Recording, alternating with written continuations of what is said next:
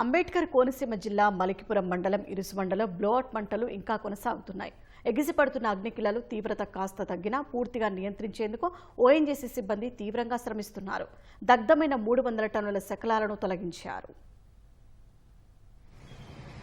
Doctor BR Ambedkar Konaseema జిల్లా ఇరుసుమండ వద్ద ఈ నెల 5న సంభవించిన బ్లోఅవుట్ ఇంకా పూర్తిగా అదుపులోకి రాలేదు.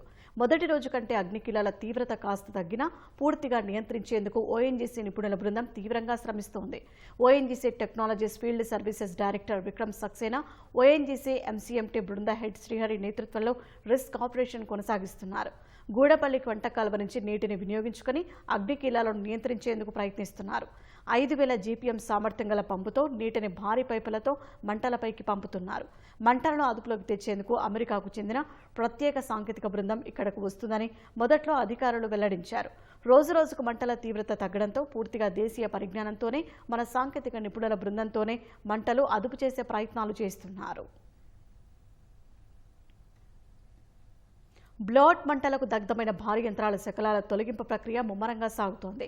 ఇప్పటి వరకు సుమారు 300 టన్నుల మెట్రిక్ బరువు గల శకలాలను ఆ ప్రదేశం నుంచి భారీ క్రెయిన్ల సాయంతో బయటకు తీశారు. మరో 300 నుంచి 400 టన్నుల బరువు గల శకలాలు కూడా పూర్తిగా తొలగించే పనులు ముమ్మరంగా సాగుతున్నాయి. బ్లోఅవుట్ సంభవించిన డ్రిల్ సైట్లో మంటలు వ్యాపించిన బావి వద్దకు సీఎంటీ బృందం చేరుకునేలా రెస్క్యూ ఆపరేషన్ కొనసాగుతోంది. కాలిపోయిన శకలాలను 100% తొలగిస్తే కానీ వెల్మౌత్ వద్దకు చేరుకునేందుకు వీలుండదని ఓఎన్జీసీ వర్గాలు చెబుతున్నాయి. మరో 4-5 రోజుల్లో ఈ పని పూర్తయ్యే అవకాశం ఉంది.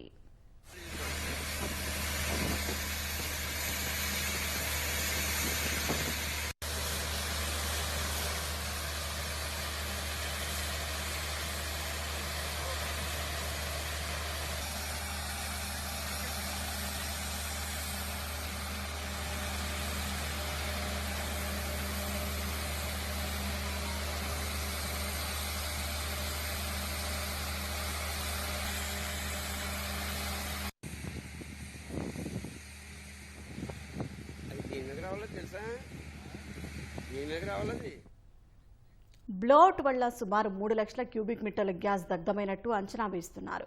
బ్లోఅవుట్ నియంత్రణ చర్యలను కలెక్టర్ మహేష్ కుమార్, ఎంపీ గంటి హరీష్ మాధవ్, ఎమ్మెల్యే దేవ వరప్రసాద్ పర్యవేక్షిస్తున్నారు.